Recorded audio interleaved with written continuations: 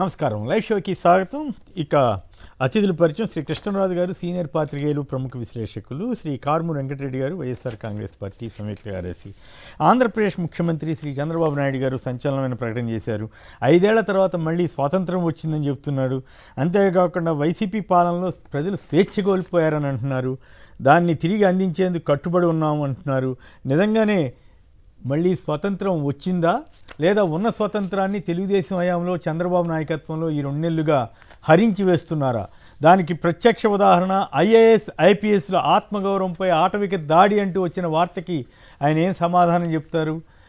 16 మంది ఐఏఎస్లు, 10 మంది ఐపీఎస్లని వాళ్ళకి పోస్టింగ్లు ఇవ్వకుండా డీజీపీ ఆఫీస్లో ఒక వెయిటింగ్ రూమ్లో కూర్చోబెట్టి పొద్దున్నీ సాయం దాకా ఉండాలని కొత్త ఆదేశాలు ఇవ్వటం, ఇదంతా దేశవ్యాప్తంగా ఉన్న ఐఏఎస్ ఐపీఎస్లు నివ్వెరపోయేలాగా చేస్తూ దేశంలో మళ్ళీ స్వతంత్రం వచ్చింది ఆంధ్రప్రదేశ్లో అని చెప్తున్న సాహసం చంద్రబాబు గారికే దక్కుతుందా? మరోవైపు అన్నా క్యాంటీన్లని ప్రభుత్వ పరంగా పెడతామని ఇప్పుడు విరాళాలు ఇమ్మని అడుగుతున్నారు. అదొక వేరే అంశం. అయితే అబద్ధాల ఆటంలో పోటీ పడుతున్నట్లుగా ఉన్నారు. పవన్ కళ్యాణ్ గారు కూడా ఆయన సుగాలి ప్రీతి సంఘటన కానీ మొన్న ముచ్చుముర్రి ఘటన కానీ ఈ 2 టీడీపీ అధికారంలో ఉన్నప్పుడు జరిగితే వైసీపీకి అంటగట్టి ఆయన మాట్లాడుతున్నారు. వీటి మీద మనం అట్లాగే జగన్ గారు రెడ్ బుక్ పాలన గురించి ఒక కామెంట్ చేశారు. ఆ కామెంట్లు విన్న తర్వాత చర్చలోకి వెళ్దాం.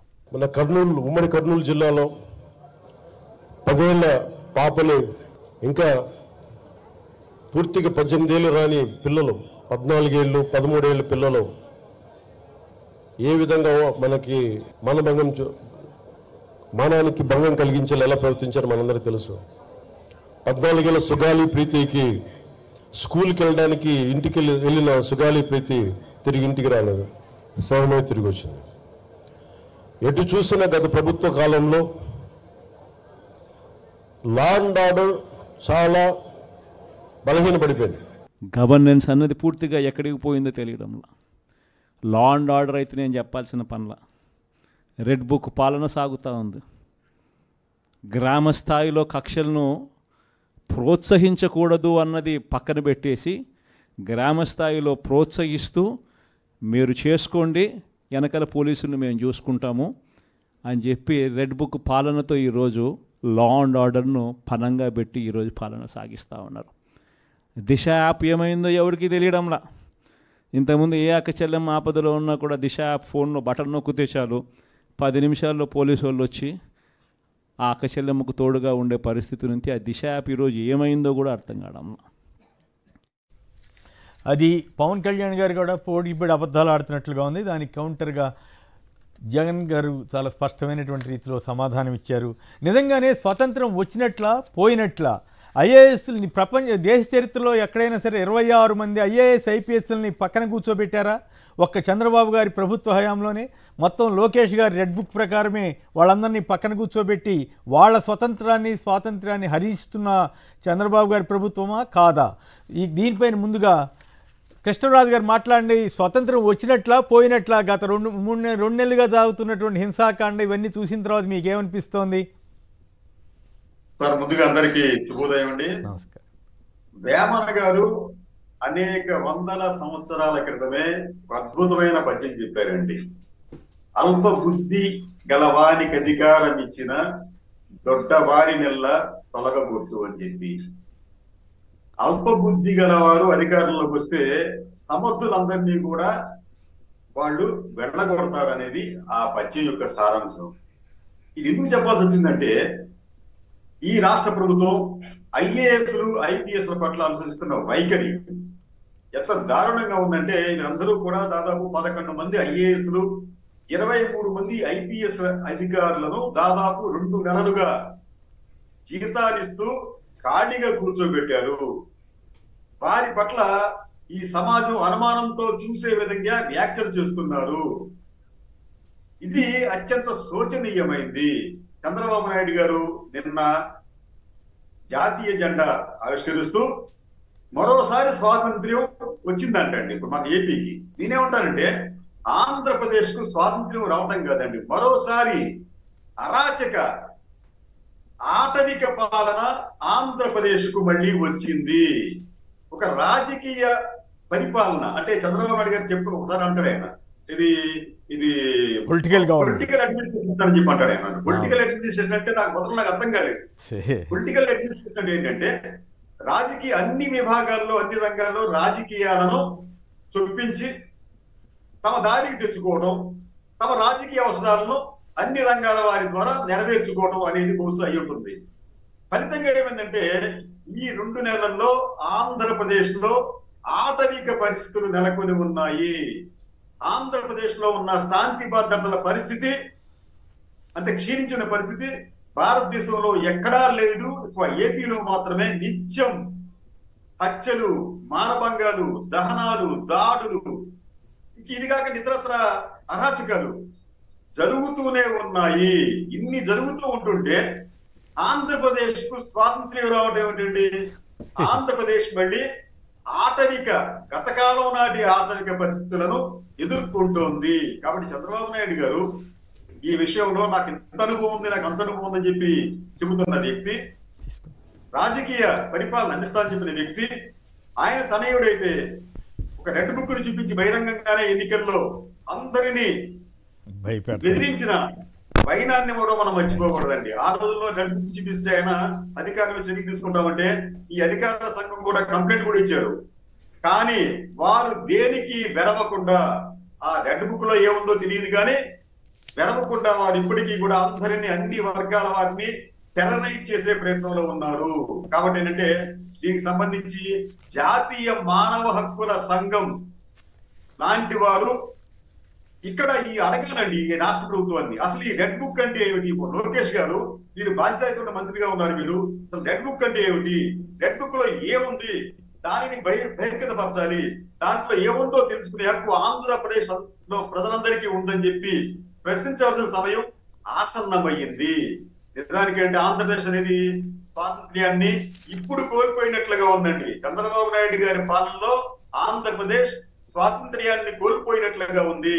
ఒక అరాచక ప్రభుత్వాన్ని మనం తెచ్చి నెత్తి మీద పెట్టుకున్నట్లుగా కనిపిస్తోంది.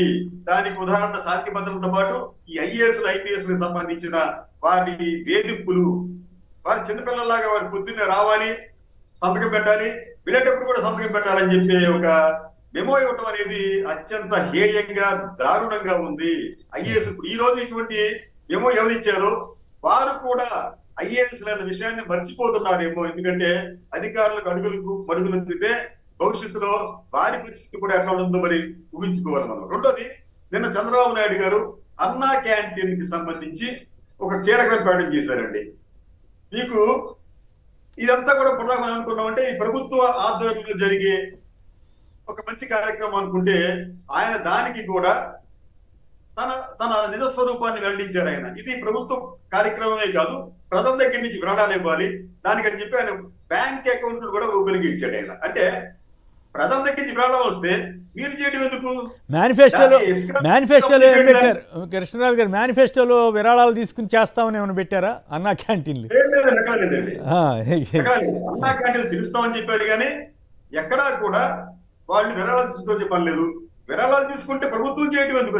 మా కంటెస్ట్ ఏంటంటే మీరు జనాల దగ్గర నుంచి డబ్బులు తీసుకుంటే జనాలకు వదిలేయండి, ఇస్కాన్ లాంటి సంస్థలకు వదిలేయండి, వాళ్ళే చేసుకుంటారు కదా. మధ్యలో మీ పేరు ఎందుకు అక్కడ? డొక్క మాణిక్యమ్మ గారి పేరు పెడతామని చెప్పారు, సీతమ్మ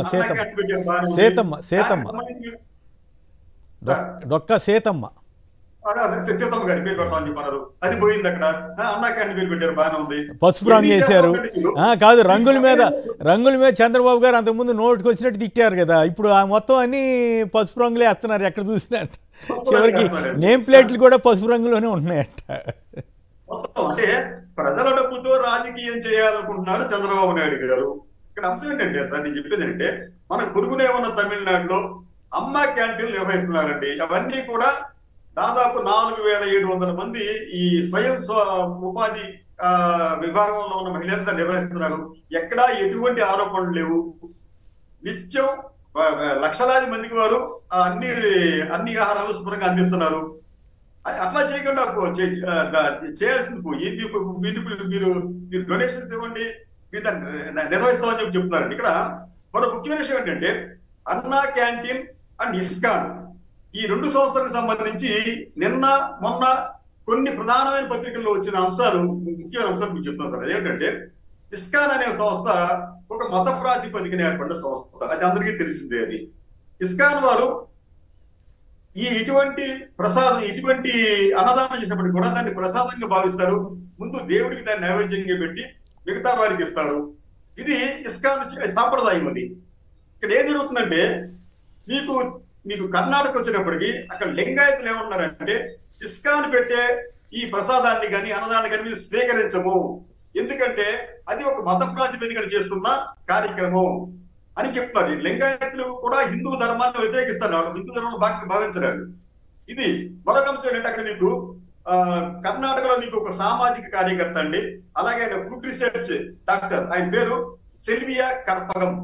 ఆయన ఏమంటారంటే ఈ ఇస్కాన్ సరఫరా చేస్తున్న ఈ ఆహారంలో మీకు పోషకాహారాలు చాలా తక్కువగా ఉన్నాయి అని చెప్పి ఆయన అంటాడు. ఆయన ఏమంటాడంటే దీనికి సంబంధించి ఆ విటమిన్ ఏతో పాటు విటమిన్ B12 తో పాటు ఇటువంటి పోషకాహారాలు ఏమీ లేని సాత్విక ఆహారాన్ని మాత్రమే ఇస్కాన్ అందజేస్తుంది, కాబట్టి దాన్ని మనం తినవలసిన అవసరం లేదని చెప్పి ఆయన చెప్తారండి. అలాగే మీకు మన కొరిగిన ఉన్న తెలంగాణకు చెందిన డాక్టర్, మన మాజీ IPS ఆఫీసర్ ఆయన ప్రవీణ్ కుమార్ గారు, వారు కూడా ఈ ఆహారాన్ని పేద ప్రజలకు వద్దు, వారికి కేవలం కడుపు నింపుతుందే తప్ప వారికి పోషకాహారాన్ని అందించడం లేదని చెప్పి ఆయన అంటాడు. అంటే ఇక్కడ ఏమంటున్నామంటే ఇక్కడ ఇస్కాన్ మనం వ్యతిరేకించట్లేదండి, కానీ ముస్లింలు హలాల్ ఫుడ్ ని పెడితే మనం వద్దంటున్నాం మనం, కానీ వారు సత్యమే చేస్తున్నారు ఇది హలాల్ ఫుడ్ అని చెప్పి చెప్తున్నారు అక్కడ. కానీ ఇస్కాన్ కి సంబంధించి వారి మతపరమైన ప్రసాదం అని చెప్పి చెప్పకుండానే అన్ని మతాల వారికి కూడా దీనిని పంపిణీ చేస్తున్నారు, సరఫరా చేస్తున్నారు. కాబట్టి ఈ విషయంలో ఈ ప్రభుత్వం కూడా పునరాలోచన చేయాలి. ఇది ఇస్కాన్కి బదులు వేరే ఒక స్వచ్ఛంద సంస్థలకు, మత ప్రమేయం లేని స్వచ్ఛంద సంస్థలకు దీన్ని అప్పగిస్తే బాగుంటుందనేది ఇతర రాష్ట్రాల నుంచి వస్తున్న డిమాండ్. మన రాష్ట్రం నుంచి కాదండి, ఇది ఇతర రాష్ట్రాలు. మీకు చెప్పిన కర్ణాటకలో ఇదే డిమాండ్. చూద్దాం ఏం చేస్తారు. మళ్ళీ దీని మీద మీ మీద విరుసు పడతారేమో, ఇదంతా కావాలని రెచ్చగొడుతున్నారు. ఇది నాది కాదు, మీరు చెప్పారు కదా కర్ణాటకలో లింగాయతులు అంటున్నారు. కర్ణాటకలో మీకు చెప్పినట్టు సెల్వియా కల్పకం చెప్పినట్లుగా ఇది నా వార్త కాదు ఇది. అలాగే నిన్నటి ది న్యూస్ మినిట్ కథనం, నిన్న ది న్యూస్ మినిట్ కథనంలో కూడా దీని గురించి ప్రస్తావించారు. ఒక కథనం వచ్చింది, చూసుకోవాలి. కాబట్టి ఇది నా అభిప్రాయం కాదు, మీ అభిప్రాయం కాదు, రైట్, ఇది సర్వత్రా ఉన్న అభిప్రాయం మాత్రమే. రైట్. USA నుంచి లక్ష్మి గారు నమస్కారం చెప్పండి. ఏపీలో స్వతంత్రం వచ్చినట్లా పోయినట్లా? నమస్కారం సార్ అందరికీ. సార్ ఇప్పుడు ఏంటంటే అసలు వచ్చినట్ట పోయినట్ట కాదండి, అసలు ఆయన ఇట్లా మాట్లాడుతుంటే చాలా భయం వేస్తుందండి. అసలు ఆయన అబద్ధాలు ఇవన్నీ ఏ మాట మాట్లాడినా చాలా మాకందరికి భయం వేస్తుంది. ఎందుకంటే మేధావులు అందరూ దాన్ని సీరియస్ గా తీసుకుని దానికి ఏదో ఒక సొల్యూషన్ చూపించాలండి. ఆయన అట్లా మాట్లాడుతుంటే అలా వదిలేస్తే, ఎందుకంటే ముందు ఇంకా అది చాలా ఇదైపోతుందండి, ఇంకా కష్టమైపోతుంది ఆయన కంట్రోల్ చేయటం ఈ మాటల్లోంచి. తర్వాత శ్రీనివాసరావు గారు ఒక 2 రిక్వెస్ట్ అండి. ఒకటి ఏంటంటే మీరు కొంచెం టైం పెంచాలండి, మరి ½ అన్ అవర్ అంటే మాకు అసలు ఏది లేదు సార్. రెండోదండి, మీరు ఆ బ్యాక్గ్రౌండ్ లో ఇదేంటి వీళ్ళ ఫోటోలు ఎక్కువ చూపిస్తున్నారండి, వాళ్ళ వీడియోస్. చంద్రబాబు నాయుడు గారిది మొన్నేమో ఆయన ఎవరు వాళ్ళ అబ్బాయి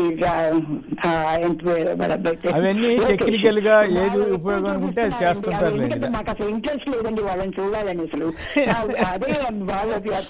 అదే ప్రొఫెషనల్ గా చూడాలి తప్ప అట్లా కాదు. ఫోటో కూడా చూపించరండి మీరు, అది కొంచెం ఓకే ప్రొఫెషనల్ గా చూడాలి తప్ప మనం వ్యక్తిగత రాగద్వేషాలతో చూడకూడదు ఇటువంటివి. ప్లస్ మీరు అన్న దాంట్లో ఒకటి, ఆయన చంద్రబాబు నాయుడు గారు కానీ ఇప్పుడు పోటీ పడుతున్న పవన్ కళ్యాణ్ గారు కానీ వాళ్ళ అబద్ధాలను జనం ఎలా భరించగలుగుతారు? ఇప్పుడు ఈ స్వాతంత్రం వచ్చిందా పోయిందా? IAS IPSలు అంతమందిని దేశ చరిత్రలోనే ఏ రాష్ట్రంలోనూ కూడా ఇంత అధ్వానంగా పక్కన కూర్చోబెట్టాల. టీచర్లు వాళ్ళందరూ టైంకి రావాలన్న యాప్లన్నీనేమో తీసేస్తారంట. IASలు IPSలు పర్యవేక్షించాల్సిన వాళ్ళనేమో ఖాళీ కూర్చోబెట్టి పొద్దున సాయం దాకా అక్కడ కూర్చోబెట్టి మళ్ళీ సంతకం పెట్టి వెళ్ళాలంట. ఇది తమాషాగా ఉంది. ఎంత రివర్స్ గేమా, రివర్స్ పాలన ఏం జరుగుతోంది? వెంకటరెడ్డి గారు చెప్పండి, ఏంటి మీకు స్వతంత్రం ఉన్నట్లా పోయినట్లా? సార్ నిన్న 78వ స్వాతంత్ర దినోత్సవం చేసుకున్నాం భారతదేశం మొత్తం. అంటే చంద్రబాబు నాయుడు గారు నిజంగా భారతదేశానికి అవమానించినట్టు ఉన్నారు భారతదేశాన్ని. ఎందుకంటే ఆయన అధికారంలో ఉంటేనేమో స్వాతంత్రం వచ్చినట్టు, ఆయనకు అధికారం లేకపోతే స్వాతంత్రం పోయినట్టేనంటే, అంటే స్వాతంత్రం అంటే ఏంటి?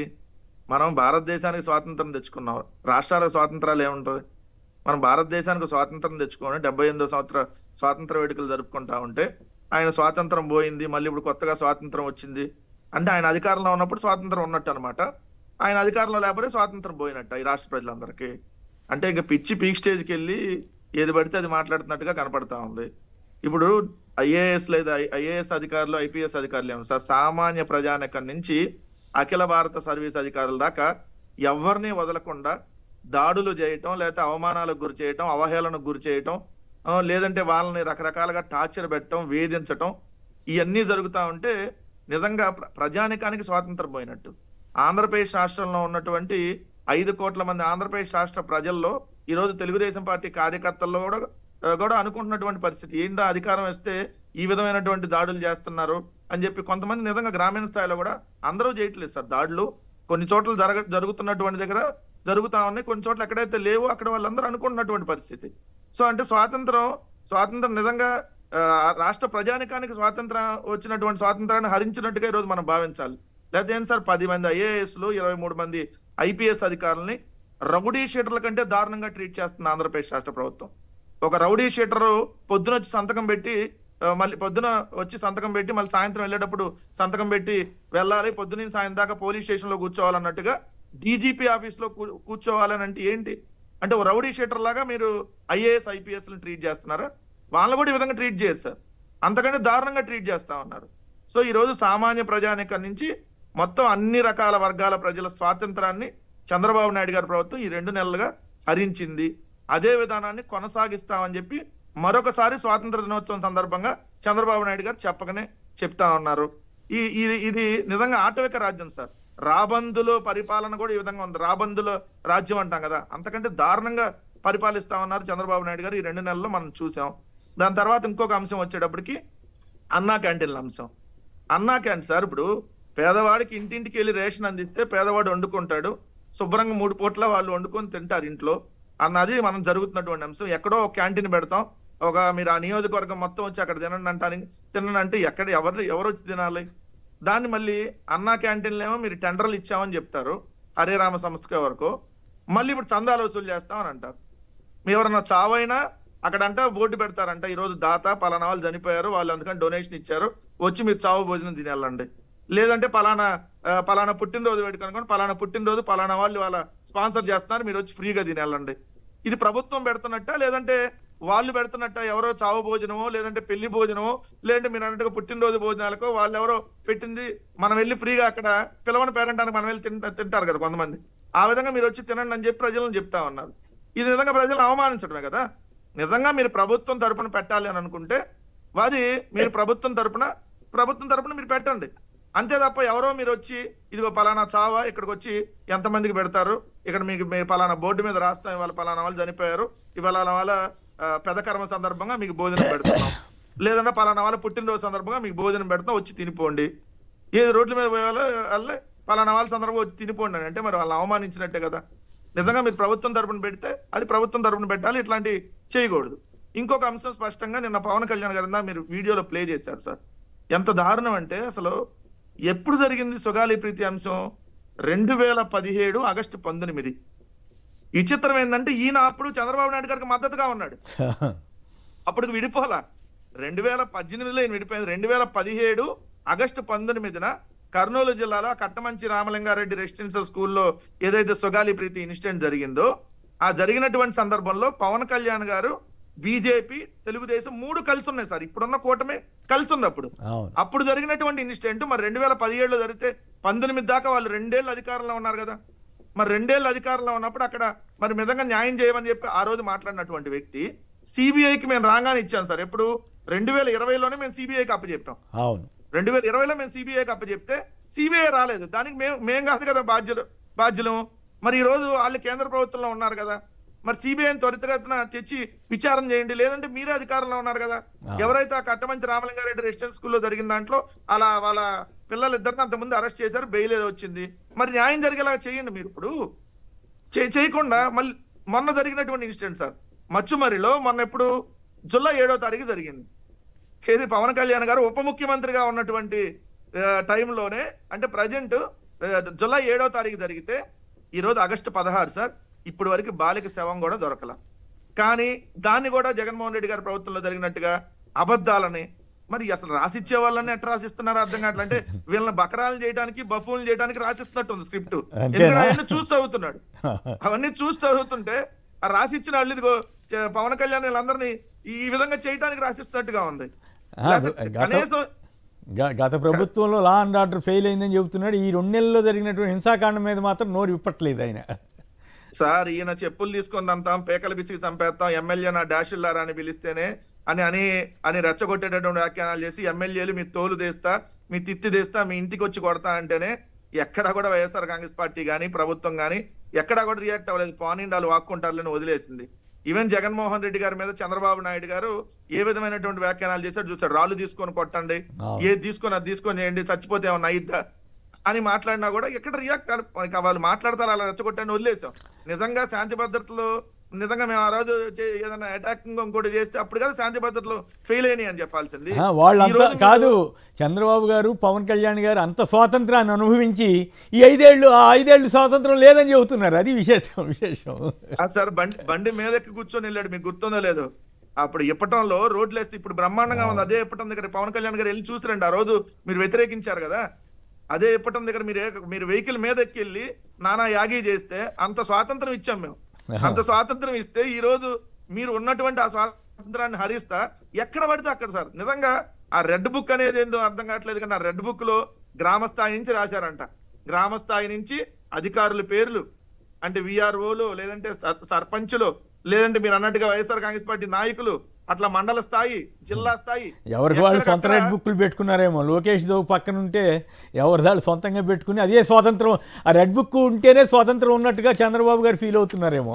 అందుకనే కదా సార్ నా స్వాతంత్ర దినోత్సవం రోజు కూడా అంబేద్కర్ గారిని కూడా అవమానించారు. అంతకుముందు అంబేద్కర్ గారి విగ్రహం మీద దాడికి వెళ్ళారు, అక్కడ ఉన్నటువంటి ఆ శిలాఫలకాలను ధ్వంసం చేశారు. సో నిన్న అంబేద్కర్ గారికి ఒక్కరికి అక్కడ లైటింగ్ లేకుండా మిగిలిన అంతా లైటింగ్ పెట్టారు.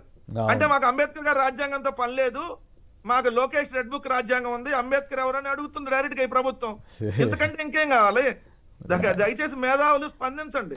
రైట్. శ్రీనివాస్ గారు రాజమండ్రి నుంచి. శ్రీనివాస్ గారు చెప్పండి, స్వతంత్రం వచ్చినట్లు నోటికి వచ్చినప్పుడు మాట్లాడిన చంద్రబాబు గారు, పవన్ కళ్యాణ్ గారు ఆ రోజుల్లో స్వతంత్రం లేదంటున్నారు, ఇప్పుడేమో స్వతంత్రం వచ్చిందంటున్నారు. మీరు ఒప్పుకుంటారా?